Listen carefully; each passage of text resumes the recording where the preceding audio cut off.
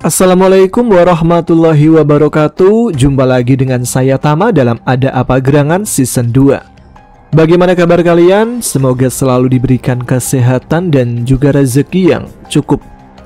Episode kali ini saya akan membacakan sebuah kisah mistis tentang sebuah desa yang menyimpan sejarah kelam. Dan ini dialami oleh Danang serta teman-temannya ketika melakukan KKN di desa tersebut, mengalami sebuah kejadian yang mengerikan. Seperti apa ceritanya? Sebuah desa yang berada di daerah Jawa Timur. Langsung saja kita simak. Teman-teman Ada Apa Gerangan, ceritanya mulai dari sini. Danang, seorang mahasiswa dengan perawakan atletis dan rambut gondrong yang sering diikat, menghela nafas panjang. Matanya menerawang jauh keluar jendela kosnya yang berdebu, menatap langit Jogja yang biru. Pikirannya dipenuhi bayangan puncak-puncak gunung yang menantang, jalur-jalur terjal yang memacu adrenalin, dan keheningan alam yang menenangkan. Sebagai anggota Mapala yang berdedikasi, jiwanya lebih tertaut pada petualangan di alam bebas daripada tumpukan buku dan tugas kuliah yang menumpuk di mejanya. Namun, takdir berkata lain. Ia kini terpaksa menjadi anggota bayangan dalam tim survei kuliah kerja nyata alias KKN universitasnya. Sebuah kewajiban akademis yang terasa seperti belenggu bagi semangat liarnya. "Nang, kamu yakin gak apa-apa ikut survei ini?" tanya Dimas, ketua tim survei KKN dengan nada khawatir. "Aku tahu kamu itu lebih suka naik gunung daripada berurusan dengan birokrasi desa." Danang memaksakan senyum. "Gak apa-apa mas, anggap aja ini petualangan baru. Siapa tahu kan ada gunung kecil di sana yang bisa didaki." Dalam hatinya Danang merasa sedikit tertekan. Ia tahu KKN adalah bagian tak terpisahkan dari studinya. Namun ia berharap bisa mendapatkan lokasi yang lebih menarik, mungkin di daerah pegunungan yang belum terjamah. Lokasi yang ditawarkan kali ini sebuah desa terpencil di Jawa Timur. Terdengar biasa saja, bahkan cenderung membosankan. Ia tidak tahu betapa salahnya ia. Tim survei KKN terdiri dari beberapa mahasiswa dari berbagai jurusan. Namun yang paling dekat dengan Danang adalah Udin, seorang mahasiswa asli Jawa Timur yang seharusnya mengenal daerah tersebut dengan baik. Udin adalah sosok yang ramah, dengan senyum yang selalu menghiasi wajahnya. Namun ada sesuatu yang samar-samar tidak dia ingat tentang daerah tempat KKN akan dilaksanakan. Sebuah detail kecil yang pada awalnya tidak mereka hiraukan, namun kelak akan menjadi bagian dari teka-teki yang mengerikan. Perjalanan mereka dimulai di pagi hari, ketika embun masih membasahi dedaunan dan udara terasa sejuk. Mobil sewaan yang mereka tumpangi melaju membelah jalanan pedesaan yang mulai ramai. Namun semakin jauh mereka melaju, suasana di sekitar mereka mulai berubah. Hutan-hutan pinus yang lebat mulai mendominasi pemandangan, dan jalanan yang mereka lalui semakin sempit dan berliku. Ketika mereka memasuki area pegunungan, matahari mulai condong ke barat, memancarkan cahaya oranye yang suram di antara pepohonan. Jalanan yang mereka lewati semakin menanjak, berliku tajam, dan tidak ada penerangan sama sekali. Tiba-tiba, di balik tikungan, dua orang petani muncul di tengah jalan menghentikan mobil mereka. Wajah mereka tampak serius, bahkan sedikit tegang. "Hati-hati nak," kata salah satu petani dengan suara yang berat. "Jalanan di atas sana sangat bahaya. Banyak kecelakaan akhir-akhir ini, terutama di malam hari. Itu di sana gelap sekali." Danang dan teman-temannya saling berpandangan. Peringatan itu terasa seperti firasat buruk. Mereka pun mengucapkan terima kasih dan melanjutkan perjalanan. Namun, suasana di dalam mobil menjadi lebih hening. Semakin dalam mereka memasuki wilayah pegunungan, suasana di sekitar mereka semakin sepi. Rumah-rumah penduduk jarang yang terlihat, dan hutan pinus yang lebat seolah menelan mereka. Setiap kali mereka melewati perkampungan kecil, para penduduk desa yang sedang beraktivitas di luar rumah, entah itu menjemur padi atau menganyam keranjang, tiba-tiba menghentikan pekerjaan mereka. Mata mereka menatap tajam ke arah mobil yang lewat. Tatapan yang kosong namun penuh intensitas, seolah mereka adalah makhluk asing yang baru pertama kali terlihat. Danang merasa tidak nyaman, seolah mereka sedang diawasi oleh ribuan pasang mata yang tak terlihat. Udara terasa lebih dingin, dan keheningan yang mencekam membuat bulu kuduknya meremang. Malam semakin larut, dan kabut mulai turun menyelimuti jalanan. Jarak pandang mereka semakin terbatas. Tiba-tiba mereka tiba di sebuah persimpangan yang berbentuk T. Di tengah persimpangan itu berdiri sebuah patung yang sudah usang dan rusak parah. Wajahnya tidak jelas, ditutupi lumut dan dedaunan kering. "Din, ini jalannya kemana?" tanya Dimas mencoba melihat peta di ponselnya yang juga kesulitan mendapatkan sinyal. Udin mengerutkan kening. "Aneh, aku nggak ingat ada patung di sini. Harusnya kita belok ke kanan. Tapi jalanan ini kok terasa asing." Udin yang seharusnya menjadi pemandu mereka kini malah tampak bingung, seolah ada bagian dari ingatannya yang hilang atau terhapus. Mereka mencoba menebak-nebak jalan, namun setiap jalan yang mereka ambil terasa salah. Mereka berputar-putar di tengah kegelapan dan kabut. Rasa frustasi mulai memuncak. Untungnya setelah beberapa saat sebuah sepeda motor melaju dari arah berlawanan. Sepasang suami istri yang tampak ramah menghentikan motornya dan dengan sabar memberikan arahan menuju dusun pinus tujuan mereka. "Terima kasih banyak Pak, Bu," kata Danang lega. Pasangan itu hanya tersenyum tipis, lalu melanjutkan perjalanan mereka, menghilang dalam kabut. Danang merasa aneh, seolah ada sesuatu yang tidak biasa dari pertemuan singkat itu.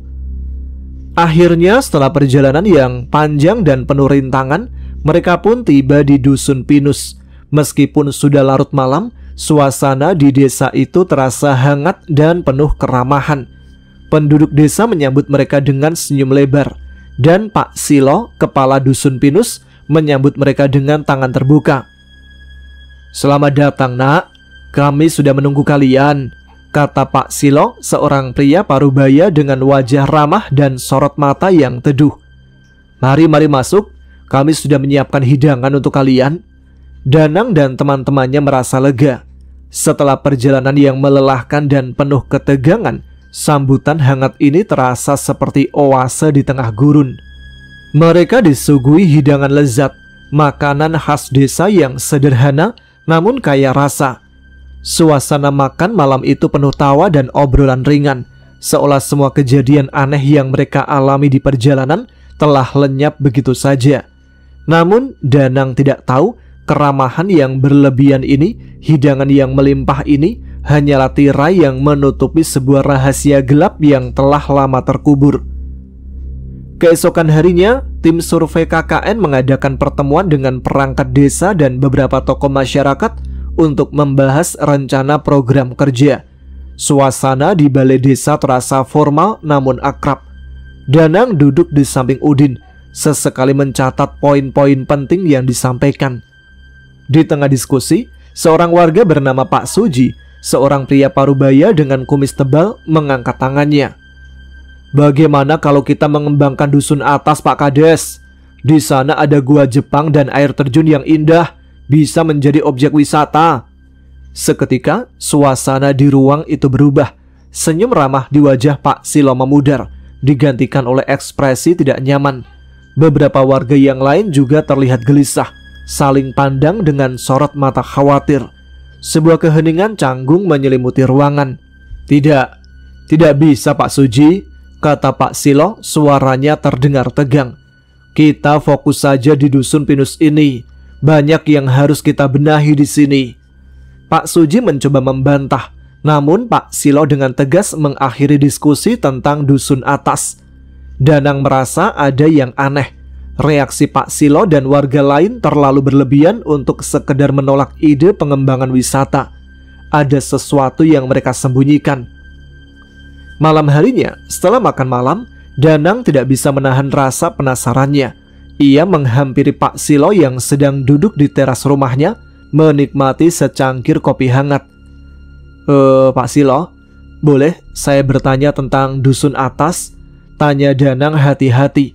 Pak Silo menghela nafas panjang, sorot matanya menunjukkan kesedihan yang mendalam. Dusun atas itu sebenarnya namanya Dusun Punden, Nak. Disebut begitu karena ada pohon beringin keramat yang sangat tua di sana. Tidak ada yang berani menebangnya. Danang merasa bulu kuduknya meremang. Pohon beringin keramat, sebuah frasa yang selalu identik dengan cerita-cerita mistis di pedesaan Jawa. Pak Silo kemudian memanggil Pak Kani, seorang sesepuh desa yang tampak lebih tua dari Pak Silo, dengan rambut yang sudah memutih dan sorot mata yang menyimpan banyak cerita. Pak Kani lalu duduk di samping mereka, dan dengan suara pelan namun jelas, ia mulai menceritakan sejarah kelam Dusun Punden. Dulu sekali, Nak. Pak Kani memulai, suaranya bergetar. Dusun Punden adalah desa yang makmur. Tapi suatu ketika, kekeringan melanda. Hujan tidak turun berbulan-bulan. Sumur-sumur mengering dan tanaman mati. Penduduk desa putus asa. Mbah Taji, sesepuh desa saat itu memutuskan untuk kembali ke ritual kuno. Lanjut Pak Kani. Ia percaya bahwa kekeringan ini adalah kemarahan dari penunggu pohon beringin keramat. Ia pun mulai melakukan sesajen persembahan kepada penjaga pohon itu. Danang mendengarkan dengan seksama, merasakan hawa dingin yang merayapi punggungnya. Mbah Taji kemudian melakukan ritual besar, kata Pak Kani, suaranya semakin pelan, seolah takut didengar oleh sesuatu yang tak terlihat. Ia mengorbankan hewan-hewan, darahnya dialirkan ke akar pohon beringin, dan di tengah ritual itu, Mbah Taji tiba-tiba menghilang. Danang menahan nafas. Menghilang? Beberapa orang percaya ia masuk ke alam gaib, bertemu dengan penjaga pohon itu. Jelas Pak Kani, kakek saya yang saat itu masih muda merasa ada yang tidak beres. Ia curiga dengan niat Mbah Taji. Jadi ia dan beberapa keluarga memutuskan untuk pindah ke bawah, membuka lahan baru dan membangun dusun pinus ini. 3 hari kemudian Mbah Taji kembali.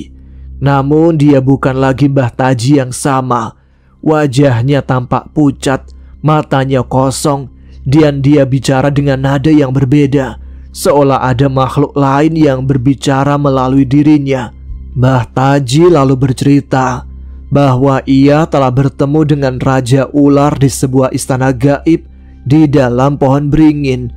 Raja Ular itu memiliki kulit bersisik, lidah bercabang, dan mata yang menyala merah. Ia mengatakan bahwa salah satu penduduk desa telah membuat perjanjian dengannya, menjanjikan tumbal manusia.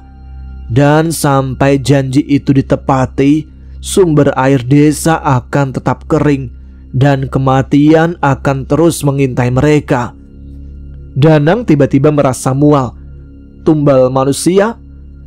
Tidak lama setelah itu, kematian misterius mulai terjadi di Dusun Punden, kata Pak Kani, suaranya bergetar. Orang-orang meninggal mendadak tanpa sakit, satu persatu setiap hari, termasuk Mbah Taji sendiri. Kisah Pak Kani membuat Danang dan teman-temannya terdiam. Suasana malam yang dingin terasa semakin mencekam, seolah bayangan-bayangan masa lalu Dusun Punden kini mengelilingi mereka. Mereka menyadari bahwa mereka telah melangkah masuk ke dalam sebuah desa yang menyimpan rahasia mengerikan, sebuah kutukan yang mungkin belum berakhir. Kematian misterius di Dusun Punden terus berlanjut, hari demi hari tanpa henti. Setiap pagi, penduduk desa menemukan satu lagi jasad yang terbujur kaku, tanpa tanda-tanda penyakit, seolah dicabut paksa dari kehidupan. Rasa takut mencekik setiap nafas mereka, mengubah desa yang dulunya makmur menjadi tempat yang sunyi dan penuh duka. Orang-orang mulai meninggalkan dusun punden, mencari perlindungan di tempat yang lain, hingga akhirnya hanya tersisa beberapa lansia yang enggan pergi, terikat oleh janji atau mungkin takdir yang tak terhindarkan. Pak Kani melanjutkan ceritanya, suaranya pelan dan berat. Kematian itu baru berhenti ketika Mbah Boto ditemukan. Ia seorang pria pendiam, hidup menyendiri, tidak banyak bicara. Ia ditemukan tergantung di pohon beringin keramat itu, nak, mengenakan pakaian ritual. Danang dan teman-temannya terkesiap.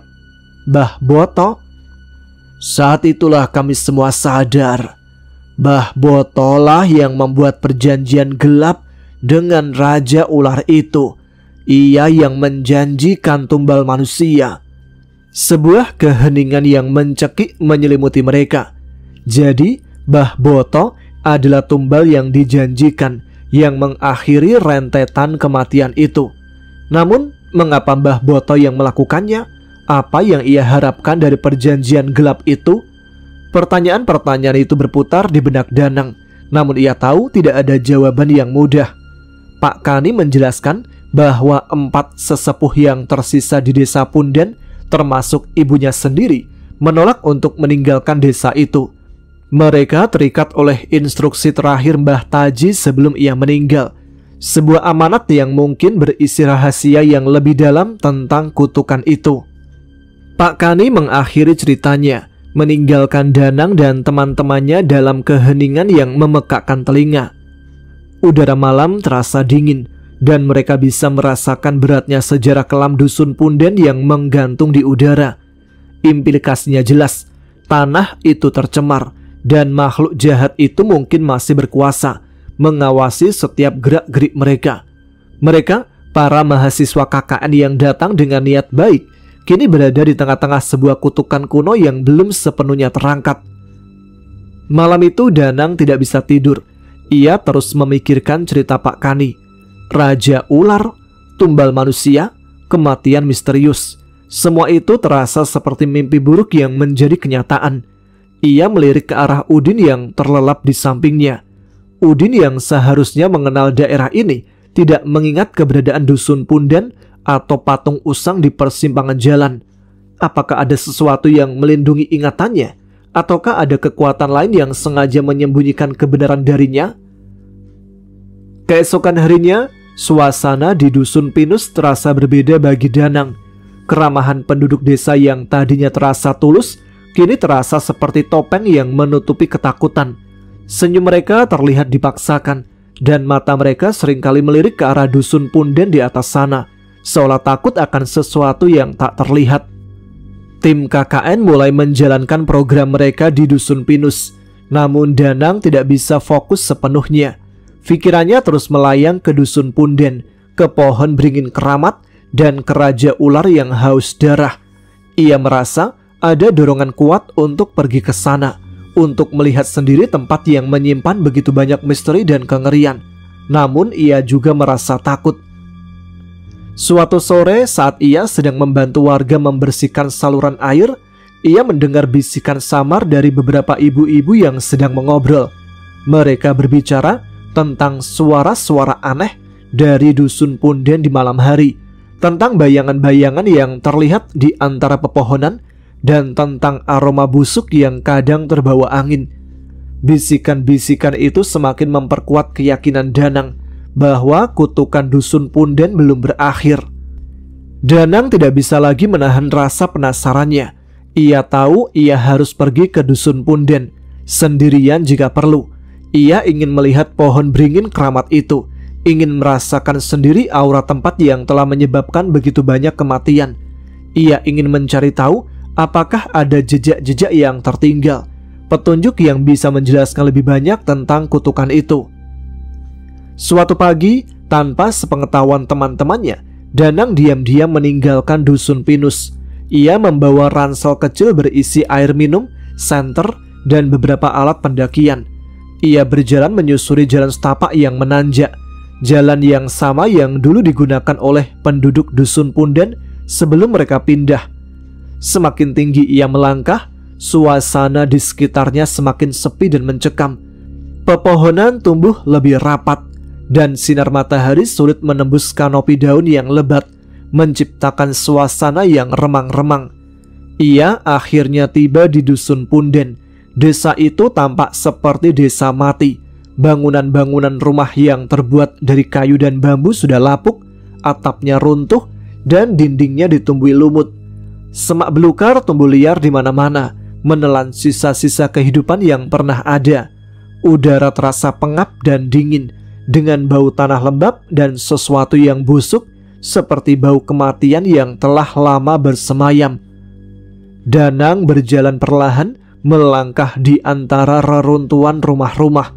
Ia bisa merasakan aura kesedihan dan keputusasaan yang kuat di tempat itu.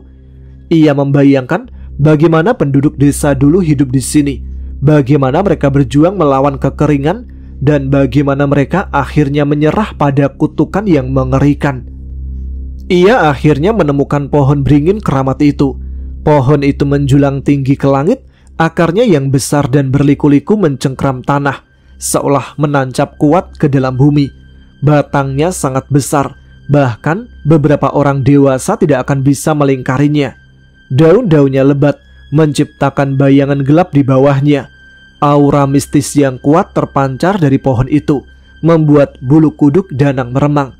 Ia bisa merasakan energi yang sangat tua dan kuat, sebuah energi yang terasa gelap dan menakutkan. Danang mendekati pohon itu, senternya berkedip-kedip. Ia melihat sesajen-sesajen tua yang sudah mengering di sekitar akar pohon, sisa-sisa persembahan yang telah lama ditinggalkan.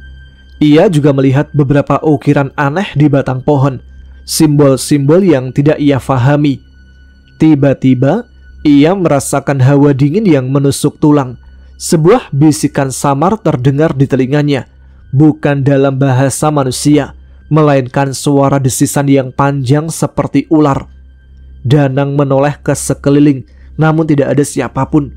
Ia merasa ada mata tak terlihat yang mengawasinya dari dalam kegelapan pohon beringin. Ia memutuskan untuk tidak berlama-lama di sana. Ia merasa tidak aman, seolah ada sesuatu yang tidak ingin kehadirannya di tempat itu. Ia berbalik dan berjalan lagi, namun langkahnya terhenti ketika ia melihat sesuatu di tanah. Sebuah jejak kaki. Jejak kaki manusia, namun ukurannya sangat besar, lebih besar dari ukuran kaki manusia normal. Jejak itu tampak baru, seolah ada seseorang yang baru saja berjalan di sana. Danang mengikuti jejak kaki itu. Jejak kaki itu membawanya ke sebuah area yang lebih terpencil, di mana pepohonan tumbuh lebih lebat dan semak belukar semakin tinggi. Ia akhirnya tiba di sebuah gundukan tanah kecil, di bawah sebuah pohon tua yang kering. Di sana, ia menemukan sesuatu yang membuat jantungnya berdebar kencang. Sebuah kain putih yang sudah usang terikat pada sebuah ranting pohon. Kain itu tampak seperti kain kafan, dan di bawahnya tergeletak sebuah tulang yang tampak seperti tulang manusia. Danang merasa mual. Ia tahu ini adalah sisa-sisa dari tumbal yang dijanjikan. Ia tahu ini adalah bukti nyata dari kutukan Dusun Punden. Ia berbalik dan berlari kencang-kencangnya, meninggalkan tempat itu, meninggalkan kengerian yang baru saja ia temukan. Ia tak peduli lagi dengan jejak kaki itu, atau dengan bisikan-bisikan yang terus menghantuinya. Ia hanya ingin keluar dari tempat terkutuk itu secepat mungkin. Danang pun kembali ke desa Pinus dengan nafas terengah-engah. Tubuhnya basah oleh keringat dingin. Ia tidak menceritakan apa yang ia temukan kepada teman-temannya atau kepada Pak Silo. Ia tahu mereka tidak akan percaya, atau mungkin mereka malah akan semakin ketakutan. Ia memutuskan untuk menyimpan rahasia itu sendiri, setidaknya untuk saat ini. Namun, sejak kunjungannya ke Dusun Punden, Danang mulai merasakan perubahan pada dirinya. Ia seringkali merasa lelah, meskipun ia tidak melakukan aktivitas berat. Ia sering terbangun di malam hari, mendengar suara desisan samar di telinganya, dan mencium aroma busuk yang menusuk hidung. Ia merasa ada sesuatu yang mengikutinya, sebuah bayangan tak terlihat yang terus mengawasinya. Suatu malam saat ia sedang tidur di rumah warga, ia terbangun karena rasa sakit yang menusuk di kakinya. Ia meraba kakinya dan merasakan ada sesuatu yang dingin dan bersisik melilit pergelangan kakinya. Danang membuka matanya dan ia melihatnya. Sebuah ular hitam besar dengan mata merah menyala melilit kakinya. Ular itu mendesis pelan seolah berbicara kepadanya. Danang berteriak, namun suaranya tercekat di tenggorokan. Ia mencoba melepaskan lilitan ular itu, namun tubuhnya terasa kaku tak bisa bergerak. Ular itu mendekatkan kepalanya ke wajah Danang. Lidahnya yang bercabang menjulur-julur seolah ingin mencicipi kulitnya. Danang bisa merasakan nafas dingin ular itu di wajahnya. Ia memejamkan mata, berdoa dalam hati. Tiba-tiba ia mendengar suara teriakan dari luar. Teman-temannya yang terbangun karena suara ribut masuk ke dalam kamar. Ular itu menghilang begitu saja seolah ditelan udara. Danang terbaring lemas, tubuhnya gemetar ketakutan. Teman-temannya mencoba menenangkan, namun ia tak bisa berhenti gemetar. Ia tahu ular itu adalah jelmaan dari Raja Ular, makhluk yang menjaga pohon beringin keramat. Raja Ular itu telah datang untuk menagih janji, atau mungkin untuk mencari tumbal baru. Setelah kejadian itu, Danang memutuskan untuk menceritakan semua yang ia alami pada teman-temannya. Ia menceritakan tentang kunjungannya ke Dusun Punden, tentang jejak kaki raksasa, tentang kain kafan dan tulang belulang, dan tentang ular hitam yang melilit kakinya. Teman-temannya mendengarkan dengan seksama. Wajah mereka menjadi pucat pasi. "Kita harus melakukan sesuatu," kata Dimas, ketua tim KKN dengan suara tegas. "Kita tidak bisa membiarkan ini terjadi." Mereka memutuskan untuk berbicara dengan Pak Silo dan Pak Kani. Mereka menceritakan semua yang Danang alami, meminta bantuan dan penjelasan. Pak Silo dan Pak Kani mendengarkan dengan serius. Wajah mereka menunjukkan kesedihan dan ketakutan. "Kutukan itu belum berakhir, Nak," kata Pak Kani suaranya pelan. "Raja Ular itu masih haus darah. Ia akan terus mencari tumbal sampai ia mendapatkan apa yang ia inginkan." Mereka memutuskan untuk memanggil seorang pemuka agama setempat, seorang kiai yang terkenal memiliki kemampuan untuk berinteraksi dengan dunia gaib. Kiai itu pun datang ke Dusun Pinus, dan setelah mendengarkan cerita mereka, ia setuju untuk membantu. Kiai itu melakukan ritual di Dusun Pinus, membaca doa-doa dan ayat-ayat suci Al-Quran. Ia mencoba menciptakan perisai spiritual untuk melindungi mereka dari gangguan gaib. Namun, selama ritual, mereka merasakan aura yang sangat kuat dari arah Dusun Punden, seolah ada kekuatan yang melawan upaya kiai itu. Udara terasa lebih dingin, dan mereka mendengar suara desisan samar dari kejauhan. Kiai itu mengatakan bahwa Raja Ular itu sangat kuat, dan ia tidak akan mudah menyerah. Ia mengatakan bahwa satu-satunya cara untuk menghentikan kutukan itu adalah dengan memenuhi janji yang telah dibuat, atau dengan menemukan cara untuk mengusir Raja Ular itu selamanya. Namun ia juga mengatakan bahwa itu adalah tugas yang sangat berbahaya, yang mungkin akan mengorbankan nyawa.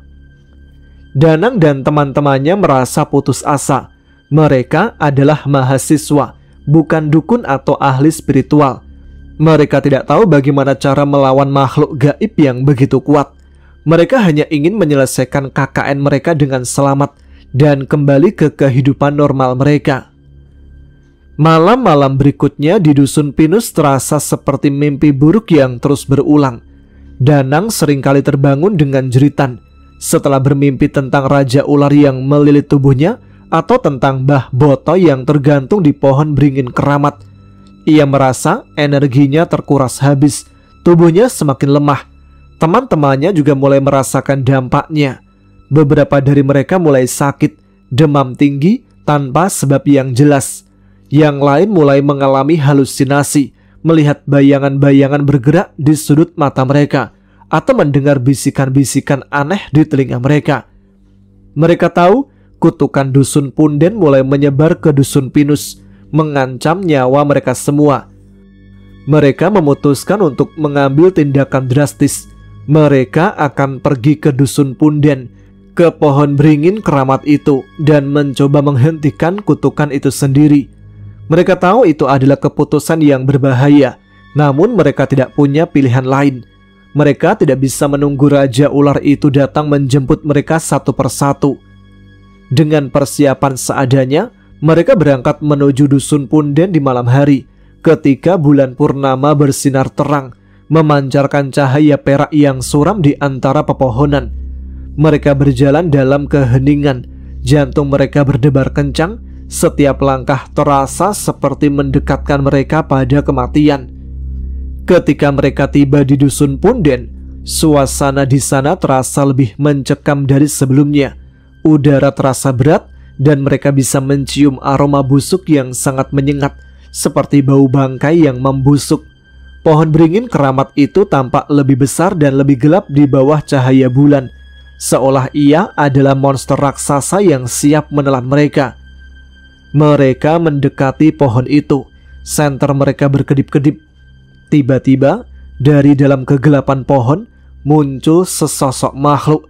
Makhluk itu sangat besar, dengan tubuh bersisik hitam, mata merah menyala, dan lidah bercabang yang menjulur-julur. Raja Ular. Ia mendesis keras, suaranya menggema di seluruh dusun punden, membuat tanah bergetar. Danang dan teman-temannya membeku ketakutan. Mereka tidak pernah membayangkan akan melihat makhluk seperti itu secara langsung. Raja Ular itu meluncur ke arah mereka. Gerakannya cepat dan mematikan. Dimas, ketua tim, mencoba bersikap tenang. Ia mengeluarkan sebuah buku kecil dari tasnya. Sebuah buku berisi doa-doa dan ayat-ayat suci. Ia mulai membaca doa-doa itu dengan suara gemetar namun tegas. Raja Ular itu bereaksi dengan marah. Ia mendesis lebih keras, dan tubuhnya yang besar mulai bergerak-gerak mencoba menyerang mereka. Namun setiap kali ia mencoba mendekat, ia seperti terhalang oleh sebuah dinding tak terlihat. Doa-doa yang dibacakan Dimas seolah menciptakan perisai spiritual yang melindungi mereka. Pertarungan berlangsung sengit. Raja Ular itu terus menyerang, mencoba menembus perisai spiritual mereka. Danang dan teman-temannya terus membaca doa-doa. Keringat dingin membasahi tubuh mereka. Mereka tahu ini adalah pertarungan hidup dan mati. Tiba-tiba, Udin yang selama ini diam melangkah maju. Ia mengeluarkan sebuah benda kecil dari sakunya, sebuah jimat kuno yang terbuat dari kayu. Ia melemparkan jimat itu ke arah Raja Ular. Jimat itu bersinar terang, dan Raja Ular itu berteriak kesakitan. Suaranya melengking, ia mundur, tubuhnya bergetar. "Apa itu, Din?" tanya Danang terkejut. Udin menjelaskan bahwa jimat itu adalah peninggalan dari kakeknya, seorang sesepuh yang dulu pernah mencoba mengusir Raja Ular itu. Jimat itu memiliki kekuatan untuk melemahkan entitas gaib. Raja Ular itu meskipun melemah tidak menyerah. Ia mengumpulkan kekuatannya dan kembali menyerang. Kali ini ia tidak mencoba menembus perisai spiritual mereka, melainkan mencoba merasuki salah satu dari mereka. Matanya yang merah menyala menatap tajam ke arah Danang. Danang merasakan hawa dingin yang menusuk, seolah ada sesuatu yang mencoba masuk ke dalam tubuhnya. Ia merasakan sakit kepala yang luar biasa, dan pandangannya mulai kabur. Ia tahu Raja Ular itu mencoba merasukinya. Namun Danang tidak menyerah. Ia teringat akan Wito, akan teman-temannya yang lain. Ia tidak ingin menjadi tumbal berikutnya. Ia mengumpulkan seluruh kekuatannya dan berteriak, "Pergi! Kau tidak akan mendapatkan kami!" Teriakan Danang yang dipenuhi dengan kemarahan dan tekad, seolah memiliki kekuatan. Raja Ular itu terkejut. Ia mendesis marah, namun ia tak bisa menembus pertahanan Danang. Akhirnya dengan raungan, Raja Ular itu menghilang ke dalam kegelapan pohon beringin, seolah ditelan bumi. Danang terhuyung-huyung, tubuhnya lemas. Ia jatuh ke tanah, nafasnya tersengal-sengal. Teman-temannya segera menghampirinya, membantu ia berdiri. mereka semua selamat. Setelah pertarungan yang mengerikan itu, suasana di Dusun Punden terasa berbeda.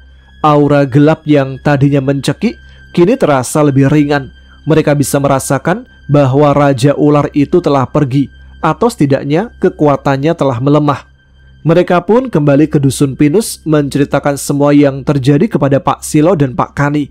Mereka berdua terkejut, namun juga merasa lega. Kiai yang mereka panggil juga datang, dan setelah memeriksa pohon beringin keramat, ia mengkonfirmasi bahwa kekuatan Raja Ular telah melemah dan kutukan itu telah terangkat. "Kalian telah melakukan hal yang luar biasa, nak," kata kiai itu tersenyum. "Kalian telah membebaskan Dusun Punden dari kutukan yang telah lama menghantuinya." Berita tentang terangkatnya kutukan Dusun Punden menyebar dengan cepat ke seluruh desa. Penduduk Dusun Pinus merasa lega dan bersyukur. Mereka pun mengadakan syukuran besar-besaran, berterima kasih kepada Danang dan teman-temannya. Tim KKN menyelesaikan program mereka di Dusun Pinus dengan perasaan campur aduk. Mereka merasa bangga telah membantu desa itu, namun juga trauma dengan pengalaman mengerikan yang mereka alami. Mereka tahu mereka tidak akan pernah melupakan Dusun Punden, pohon beringin keramat, dan Raja Ular yang haus darah. Ketika mereka kembali ke Jogja, Danang dan teman-temannya menjadi lebih dekat. Pengalaman mengerikan itu telah mengikat mereka, menciptakan ikatan yang kuat di antara mereka. Mereka seringkali berkumpul, menceritakan kembali kisah-kisah mereka, tertawa dan merinding bersama. Danang yang dulunya hanya tertarik pada pendakian gunung, kini memiliki pandangan yang lebih luas tentang dunia. Ia menyadari bahwa ada banyak hal di dunia ini yang tidak bisa dijelaskan oleh logika. Banyak kekuatan yang tidak bisa dilihat oleh mata telanjang. Ia juga menyadari bahwa ia memiliki keberanian yang tidak ia ketahui sebelumnya. Keberanian untuk menghadapi kekuatan dan melawan kejahatan. Dusun Punden yang dulunya adalah desa mati, kini mulai hidup kembali. Beberapa penduduk Dusun Pinus mulai membersihkan reruntuhan rumah-rumah dan menanam kembali tanaman. Mereka berharap suatu hari nanti Dusun Punden akan kembali menjadi desa yang makmur, bebas dari kutukan yang telah lama menghantuinya. Pohon beringin keramat itu masih berdiri tegak di Dusun Punden, namun auranya tidak lagi menakutkan. Ia kini menjadi simbol dari sebuah kisah, sebuah peringatan akan bahaya dari perjanjian gelap dan kekuatan dari keyakinan dan keberanian. Danang terus melanjutkan studinya, dan ia sesekali masih mendaki gunung. Namun setiap kali ia melihat pohon beringin atau mendengar suara desisan samar, ia teringat akan Dusun Punden, akan Raja Ular, dan akan pertarungan yang telah mengubah hidupnya selamanya. Ia tahu kisah tentang kutukan Dusun Punden akan terus diceritakan. Sebuah legenda yang akan mengingatkan manusia akan batas tipis antara dunia nyata dan dunia gaib, dan tentang betapa pentingnya untuk selalu menjaga keseimbangan dengan alam dan dengan kekuatan yang tak terlihat. Tahun-tahun berlalu, Danang kini telah menjadi seorang pria dewasa yang sukses dalam karirnya. Ia jarang bicara tentang pengalamannya di Dusun Punden, kecuali pada orang-orang terdekatnya yang benar-benar ia percaya. Namun gema dari masa lalu itu tidak pernah sepenuhnya hilang. Terkadang di tengah kesibukan kota, ia akan merasakan hawa dingin yang tiba-tiba menyergap, atau mencium aroma yang tak sedap dan kembang melati yang samar yang langsung membawanya kembali ke malam-malam mencekam di Dusun Pinus. Ia dan teman-teman KKN-nya, Dimas, Udin, dan yang lainnya tetap menjaga komunikasi, meskipun jarang bertemu secara langsung karena kesibukan masing-masing. Mereka memiliki ikatan yang tak terputuskan. Mereka adalah saksi hidup dari sebuah peristiwa yang melampaui batas nalar, sebuah pengalaman yang membentuk siapa mereka hari ini. Udin yang dulu sempat kehilangan ingatan tentang Dusun Punden, kini telah sepenuhnya mengingatnya. Ia bahkan sesekali pulang kampung dan mengunjungi Dusun Punden. Ia bercerita pada Danang bahwa desa itu perlahan mulai bangkit. Beberapa keluarga telah kembali membersihkan lahan dan membangun rumah-rumah sederhana. Pohon beringin keramat itu masih dijaga, namun kini ia dipandang sebagai penanda sejarah, bukan lagi sumber ketakutan. Penduduk desa seringkali mengadakan doa bersama di dekatnya, memohon kedamaian dan berkah, bukan lagi persembahan untuk menenangkan amarah.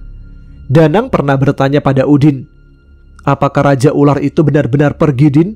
Udin hanya tersenyum tipis. "Ya, mungkin gak sepenuhnya pergi, Nang. Mungkin ia hanya tidur, tapi setidaknya ia tak lagi mengganggu. Dan kita telah membuktikan bahwa kita tidak akan menyerah pada ketakutan." Jawaban Udin memberikan Danang kedamaian.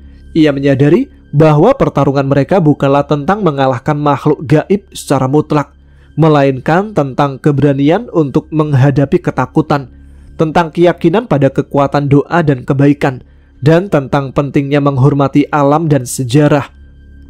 Kisah tentang kutukan Dusun Punden, meskipun tidak pernah dipublikasikan secara luas, menjadi semacam legenda di kalangan mahasiswa Mapala di universitas mereka.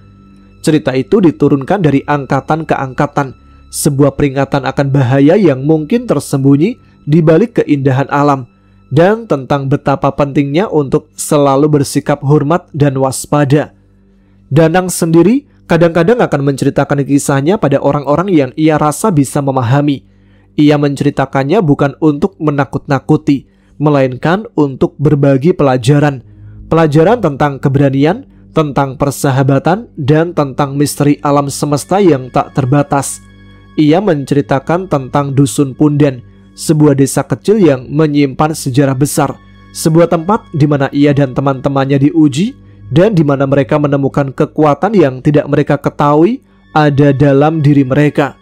Dan di sana, di tengah hutan pinus yang lebat, Dusun Punden kini berdiri sebagai saksi bisu dari sebuah kutukan yang terangkat, sebuah warisan dari masa lalu yang kelam, namun juga menjadi simbol harapan akan masa depan yang lebih baik.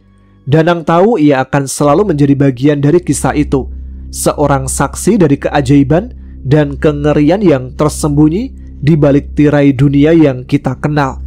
Dan tempat-tempat klasik seperti Dusun Punden di Jawa ini masih sangat banyak, namun kita tidak mengetahui keberadaan desa-desa seperti itu. Itu dia sebuah kisah tentang sebuah desa terpencil, tempat di mana Danang dan teman-temannya sempat KKN di sana dan mengalami kejadian yang bisa dibilang cukup menyeramkan ya. Dan menurut pengetahuan saya, memang desa-desa seperti itu masih ada banyak sekali di Pulau Jawa. Saya sendiri punya seorang kakek yang sekarang ini udah almarhum, dan dulunya itu tinggal di sebuah desa yang mirip-mirip lah kisahnya itu seperti desa Dusun Punden yang ceritanya sudah kita dengarkan bersama-sama tadi. Terima kasih untuk teman-teman yang sudah menyimak episode kali ini. Jangan lupa ya untuk tuliskan komen, ramaikan channel ini, dan jangan lupa untuk tunjukkan eksistensi kalian. Dan sekarang saya Tama harus pamit. Kita jumpa lagi di episode selanjutnya dengan cerita lain yang tidak kalah seru. Mau cerita apa selanjutnya? Tema tentang apa? Kalian tuliskan aja di kolom komentar ya. Terima kasih sekali lagi. Tetap semangat, jaga kesehatan. Wassalamualaikum warahmatullahi wabarakatuh.